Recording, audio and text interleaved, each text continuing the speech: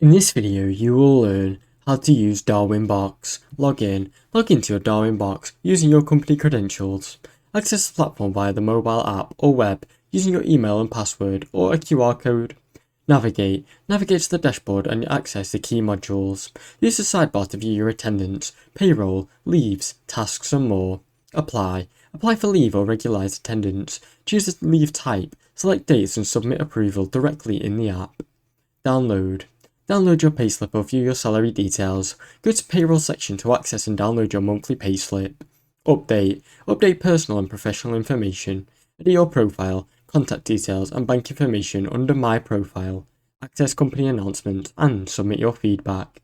Stay informed via notifications or use built-in tools to give feedback or raise requests. Now you know how to use Darwinbox. Thanks for watching. Don't forget to like and subscribe.